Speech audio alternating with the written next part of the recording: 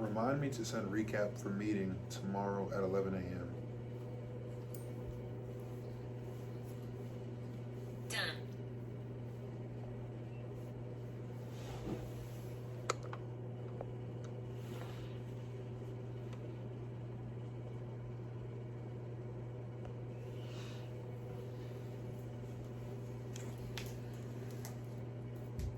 You can definitely see the shadow over here. I mean, it But is what it stood up is. a little bit, or sit up forward. Let's see. Well, you sit forward. Let me see. Okay. I mean, it's fine. You like it? Mm-hmm. Maybe let's move this plate over a little bit. Okay. You feel like there's too much headspace? I mean, no. I mean, you're saying like empty space? Space in between us? Space above our heads. No, I feel that's like it's fine. better. Okay. So, how's your day been? Well, I had a magical day actually. Yeah. Tell me about it. No. How's your day been? I had a pretty good day. I had a pretty good day. I got to think about it, but yeah, I did. Do you want me to go into detail? Nope. No, go ahead. Tell me about it. Well, I worked out, hit the gym. I worked out today. I know. Hit the gym, got a good workout in. From there, went home, made breakfast, did a couple things. Is this how I usually tell you about my day? You go into detail. You go into detail, and then you'll like incorporate thoughts and conversations you had with like Muriel, and you'll tell me how you felt about things. But you talk a lot faster than I do. No, you gotta keep going. So you made breakfast. So I made breakfast, had some conversations with folks. I had a home inspection today. So I had a home inspection, so that went well. Home inspection, termite inspection for a house I have under contract. From there, did a little bit of this, did a little bit of that. Had a Type Rose meeting today. I'm like over the party that committee. reminds me. Oh, girl asked me if I wanted to go to trivia, and I didn't respond. Tonight? I think it was tonight. Who's old girl? Andrea. Pemberton? Okay. Andrea. I don't know. corrected. Andrea. You just start talking to him. Like, Yeah, like, I you think know. I called her. I had to call her today too because we had to talk about. I had to ask her some questions about Type Rose and shit. The black version of the white name. You know, ain't your name Andrea? It's actually it's Andrea. Like, Andrea. oh. So you're not another Drea? You can go Drea. Drea? It's like, yeah, that Yeah, doesn't sound Drea. right. That does not sound good at all. I don't even want to talk to you if your name is Drea. Yes. So I had a good day. So I think one of the highlights of my day is like I just feel like I'm in a space where I'm like constantly learning. There's a lot of always new experiences.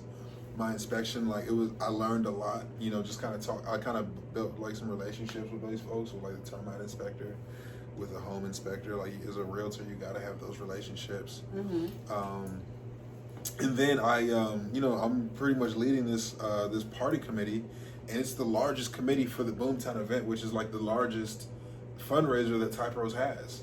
Yeah. You know what I'm saying? And Yeah. and when I was talking to Andrea Pemberton, Yes. she was talking to me about like I could tell they've been having conversations because like she was like, like next year you might just lead the whole thing, and then she's like, we might have you do that. I'm just like, we ain't even I'm like we early in the game, but I'm glad y'all feel that way. You know what I'm saying? But I just felt good because I was able to have the meeting. I felt like it was fun. I felt like everybody really enjoyed it, and I think it made me think about like when I first was getting into leadership and how like stern I was. You know what I'm saying? And like you learn from those experiences, and you're able to accomplish just as much, if not more, while still having a good time. So like I ended the meeting today. I feel like everybody had we had fun. And you know, we're gonna have our follow-up meeting at VU. Because I was like, let's do the next meeting in person. And you know, we kind of just did that, and like and then the fact that like they're allowing me to like do this Boomtown Awards and like really carry out my vision. And the vision is to change a lot of that shit. You know what I'm saying? like change. Don't you love it when that? Yeah, and everybody's like, yeah. And it's like I'm this new guy. I'm not even from here, and I'm like, no, this is how it should be. I don't say it like that, but I'm like, I think we could do it a little different. You know what I'm saying? Like I'm trying to add. I really want to add some flair. Like my whole thing, my whole vibe is I want to add sauce to everything I do. You know what I'm saying? Yes. I want to put a little sauce on it. Because, you know what I'm saying? You never have enough sauce. You can never have too much sauce. I feel like I'm someone who likes to push the limit. Like, yes. No matter what the boundaries are, you want to push. Let's push the limits. Yes. You know, when people are telling me about their ideas, I'm like, and how can we make that bigger? Right. Like, we need to make it as big as possible. That's a really great idea, like, but let's take it 2 steps further. Right. But it's funny because today I was actually kind of coaching he's not an intern at my job, he's a fellow, and he was telling me he wanted to learn more about economic development, and you know, I was kind of prodding him like, why did he want to learn about these things? And he was like, well, you know, I really want to redo the 61st and Peoria area because right now everyone's so focused on North Tulsa, but when you also think about like 61st and Peoria, it's a terrible area. And it's like, okay, while we're considering like Black Tulsa and how to like really uplift it and like reshape different parts of the community, he kind of made this call out that you have South Tulsa, you have Tulsa Hills, you have Brookside, you have all of these like and major. Nobody ever talks about that area. Just that, and it's just really that one intersection. Like it's really a small area. Yeah. It's like maybe a mile long. Yeah, and so he's like, yeah, I want to talk to this person and this person and this person. He's like, so what do you think about that? And the crazy thing is, I know the people who he wants to talk to, they're also visionaries, but they've also kind of become pariahs because they're such visionaries. They act as if the politics don't make sense in town. They act as if, you know, money's not an issue. And it's all the things that you want, but they don't say, let me figure out how to make our vision work within the system that exists. They're just like, screw the entire system. This is all we want to do. Yeah. And so I was telling him, like, I'm really glad that you're talking to these people if this is what you're passionate about. I was like, what I want you to do is go soak up all of their knowledge, all of their vision, create your own vision, and let it be big. It's like, and then what I want you to do is I want you to make it extremely concise, and I just want you to give the team breadcrumbs at a time. Because, like, I don't know about you, like, I feel like it's a really cool thing to tell people your vision about things, but at the same time, some people just are not calibrated to understand the magnitude and to believe with you. So it's like, how do you push people slightly outside of their comfort zone, but not too much where it's like they resist. Yeah, and I was kind of telling my dad that earlier when I was talking about this other great stuff that was happening at my job today. Like, there's the movie like Mean Girls, and the teacher like gets in trouble because she's like, I'm a pusher. That's what I do. Like, I push, and I'm like, you pushing drugs? Right. But I feel that way about me. It's like, I'm a pusher. That's just what I do. Like, I know the boundaries are, but I was just telling my dad earlier, I'm like, I'm getting a lot of favor because I'm not trying to get people to see my entire vision. I'm just trying to push the limits that they have to get a little bit further and a little bit further because I know where I'm trying to go. And I just want to lead them where I'm trying to go till at one point they're going to realize, like, I went from 0 to 5 and, you know, I didn't think I'd ever leave 0. And then, like, you take them to 10 and they're like, whoa, this is kind of exciting. And then you, like, take them to 20 and they're like, okay, now where are we going? Slow down. Take them to 30 and they're like, hey, I can see 50. Is that where we're going? And it's like, yes. It's like, you got to lead people until they can see the vision for themselves. That's a good point. I like that. So, yeah, I was like, I don't know why I got on that rant, but it was so cool. When I told him, I was like, does that make sense? And he was like, yes, and it's really helpful. I'm like, okay, great. Yeah, especially like, because I've been thinking about that, like dealing with people in Tulsa. Yeah. Like they like change is not necessarily something they really just invite like that. You know what I'm saying? And that's like a conversation that I had, like, cause me, I want to take you to 100. You know what I'm saying? Like off rip. Yeah. And it's like someone had to slow me down and be like, you know, especially you being out of town, people like, see, y'all out of towners just come out here and try to change stuff, and like that's not. It's like you see what could be better. You're like, no, I know for a fact this could be better. You know why I think it's kind of like that? I think some of the reason that it's kind of like that is because by the time you're an out-of-towner at this level in the game who's a professional coming to Tulsa, like, you are probably coming by way of a very corporate structure where you know how to create change pretty quickly. And you know how to do it through process. You know how to do it through changing minds. You know, like, you've already had to, you've learned those things. Where it's like, sometimes when you're local and you've been a part of a community for a long time, it's like you've hit your head on the same problem for so long. Like, you almost require fresh eyes to come in and you kind of do. Like, because you can only see. So it's like you're standing so close to the wall that you can't see around it. Or you thought it was an elephant and now you think it's a wall. But go ahead. And it's like somebody from out of town, they can see so much bigger, and it's like you have other examples to pull from. You know what I'm saying? When you're from somewhere like here, like, exposure is so key. You know what I'm saying? Yeah. Because it's like you don't even know something's possible if you've never even learned of it. Yeah. How could you think about going to space if no one's ever talked to you about space before? Oh yeah. How could you think about leaving this atmosphere if you never knew? There's people in Tulsa that have never left North Tulsa. You know what I'm saying? And I learned about this yesterday when I went to the Dream Center. Like, the director was telling us, he was like, you know, sometimes we ask the youth, like, what do they want to be when they grow up? And they'll say they want to be like a dental tech or like a nurse's assistant. And he'll have to remind them, and he'll be talking to like middle schoolers, you know, and he'll be like, well, you know, you could just be like the dentist. Like, you know, you could just be like you don't gotta be somebody's assistant. Yeah, you could be exactly what you want to be. And it's like, why aren't people wanting to aspire to be the best version? It's like they never seen it before. And sometimes it's scary, you know what I'm saying? Like, sometimes it's like you want to be president, but then you're like, you know, because when I was in college, right, like, so when I went to FAMU, I limited myself. I had a habit of limiting myself. Like, I wanted to be great, I wanted to be successful, but I didn't want to be too great. You know what I'm saying? Like, I didn't want to put myself out there. I didn't want to be the person that's out front. Like, I wanted to be important, but not like in the spotlight. Yeah. So I remember, like, and I'm saying this, like, when I first got to FAMU, I knew I wanted to get involved. I knew I wanted to get involved in student government. So I'm like, you know what? I want to be a senator. Because senators, you're influential, you're involved, you're making changes, but you're not out front like the president.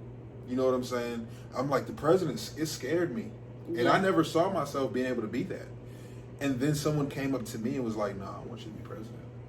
Oh yeah, that happened to me with Nesby. Yeah, it was like I was like, I want to be the membership chair. I love talking to people. It's great. I will be just involved enough to know everything that's going on, but not have too much responsibility. Right, you don't want too much. Because something go wrong. Oh no, I don't know. You know, I was just responsible for getting people what y'all about to do? Nothing else. Right, man. Nothing else. I tell you, when somebody told me that, I swear, but in that moment, I accepted. I was like, you know, I'm doing it. Let's do this. Listen. Let's do this. Like, because I was like, in my mind, I'm like, no, I think I should just stay right here. But somebody else saw that. And I feel like that's why it's important. Like, you talking to that fellow, like, it's important to empower people. Oh, you know 100%. What I'm saying? Because when you don't empower them, they might always have that ability and that talent, but it's not manifested. You know what I'm saying? And so, like, you think about, like, and that just kind of goes to give it back, and that's a whole other conversation. But it's important to understand that you have to be doing something that scares you. You know what I'm saying? If your vision doesn't scare you, it's not a vision. I'm telling you, I honestly,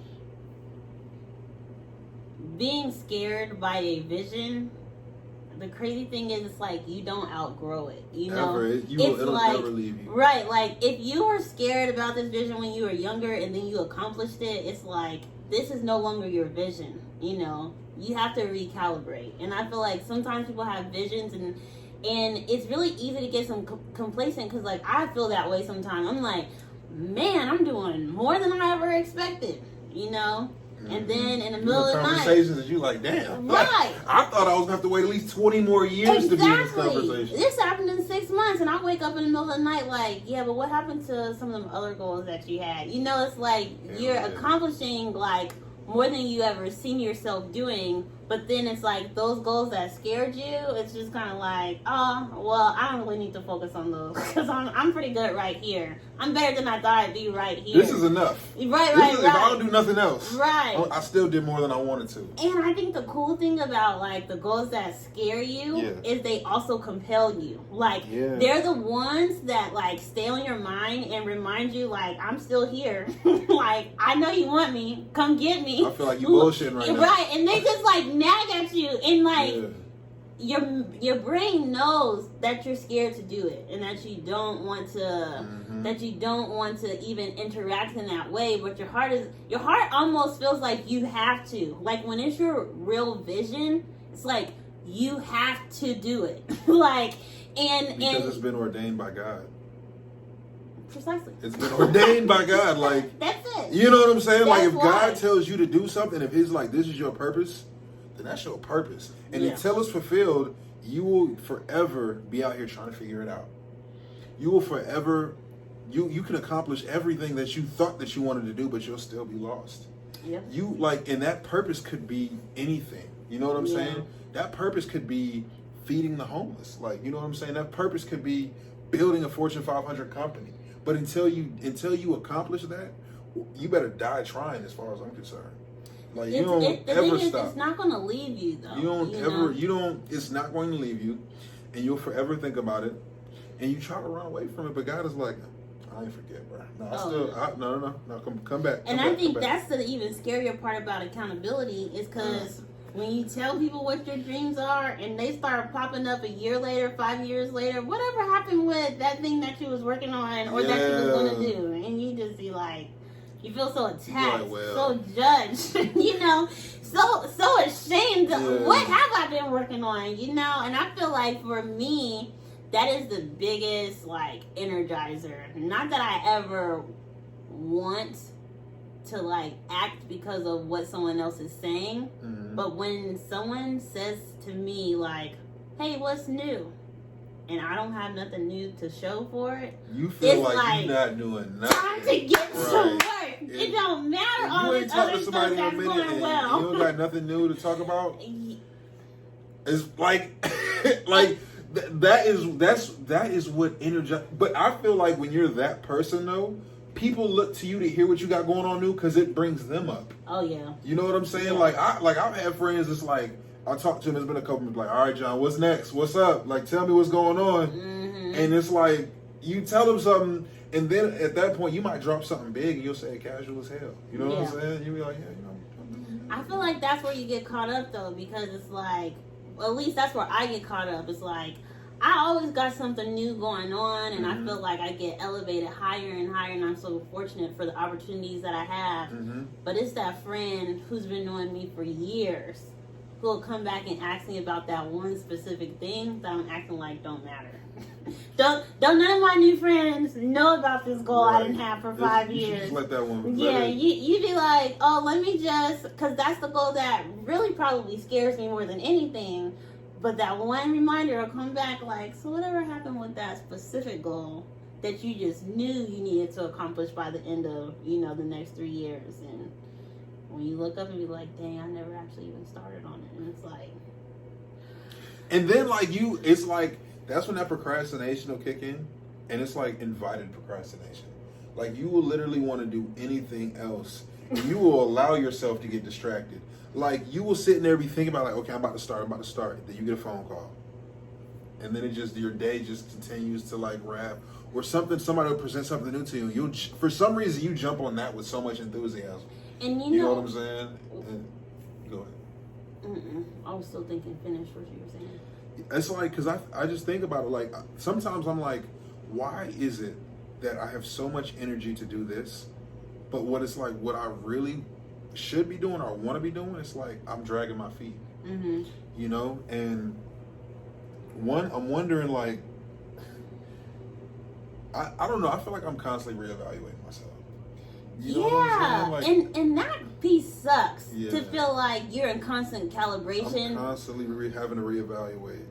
And it's crazy because I feel like when you talk about like habits, you do want to be constantly forecasting, but reevaluating almost feels like you're going in a loop around the same thing versus like planning, you know, for the future. Yeah, absolutely. And what I was gonna say was like the problem with getting distracted by things that are shiny and that feel good and, you know, probably are good is that it's a temporary satisfaction. Because like I do feel like that longing to accomplish something great that you've had for a very, very, very long time, like when you finally accomplish that, like that's a peace and a joy that's just like completely unexplainable. Whereas, you know, day to day, like you could get all these wins building up and you could be like, oh, that's cool, that's cool, that's cool. But, you know, at the end of the week or at the beginning of the next week, you just be like, dang, what's next? Yeah. Dang, what's next? You know, it's not those wins that sustain you to be like, wow, like I really did that, you know? And the piece that like gets me caught up sometimes is like, how do you balance giving yourself grace and procrastination, you know? That's, oh, wow. That is something I've literally been dealing with for a long, like I wouldn't say for a long time, but like these past few months, like I've literally been going back and forth with myself about that because sometimes you can get in that mode where you're just going really hard and you're going hard. You know what I'm saying? It's like intense. It's like every single day you were hustling. Yeah. And then like, maybe I'm speaking for myself, but I just feel like you can relate, you know? Like when you feel like you were just in the zone and then all of a sudden you lose focus. Yeah. And that's kind of like, sometimes I feel like I teeter-totter on that, you know? Like right now in this season that I'm in, I feel like I really do feel like I'm headed towards my purpose right now. But I don't know if I'm going about it correctly. You know what I'm saying? I don't know if I'm putting in enough effort. I don't know if what I'm doing is just enough. You know what I'm saying? I was literally talking to my dad about this earlier. It's like, the thing that gets me is my mom had made this analogy, and I don't know all of the different, you know, layers of being a nurse, but basically she was saying, you know, when you're a nail tech, you have certain responsibilities that are like in the weeds. And then, you know, you get a degree and, you know, you become the next certified version. And there's basically like 5 certified versions of being a nurse that you can be. And so I was telling her, like, man, I've been hired to lead this work. And sometimes I get so down on myself because I'm like, I don't feel like the work is moving as fast as I would like it to. I don't feel like I see a lot of tangible results, like, all the time. You know, I don't feel like I'm just overly busy all the time. And my mom just told me, she was just like, you know, when an organization hires the head nurse, they're not expecting the head nurse to be doing the work that the nail tech would do. It's like, but what happens if they don't have a nail tech? It's like, whoever hired them knew that's not the role that the head nurse did. So they're going to wait until they go get these other people, and they're going to expect the work to be done according to the position, according to the value that that person can add. It doesn't mean that the head nurse can't do that work. It just means like she's graduated to have much more value that she can add at a higher level. And so I feel like I've been graced to be in this position now where I get to operate at that high level. But for so long, I've been operating at the lower levels that require me to just like stay busy and to be visible and to just be cranking out like action items on a regular basis. And it's crazy because when I think about the impact that I'm having, it's at the magnitude of really being in charge, and like it's literally like shaping lives. It's getting people hired. You know, it's changing the way the organization operates. It's being able to inspire people on a personal level. it actually doesn't look like converting applications and reading chapters at a time every night. You know, it doesn't look like that anymore. But my body and my brain just feels like, man, if you're not busy, are you really adding all the value that you could? And I feel like it's so interesting because when you start getting around people who have like mastered what it means to like leverage money as a tool or to build their business, etc., it's like they're not just being busy just to be busy. You know, like they're not aiming for activity, they're aiming for productivity, efficiency, and all these other things. And so it's like sometimes I don't give myself enough credit that in certain areas I've just learned to be more efficient and more effective, because most of the time I'm just like, dang, like why am I not just being more busy? And so I think it's all crazy because like in one hand I feel like I have to give myself grace to know like I'm growing at new levels and I'm not required or held to the same standards as I was in other levels.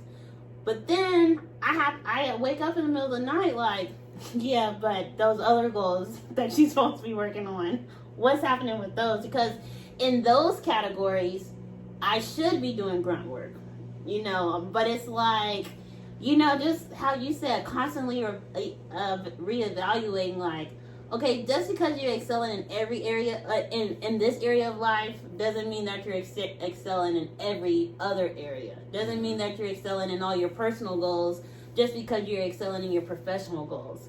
And like, that's the thing that like really like gets to me sometimes, because I'll be like, okay, what do I need to do now?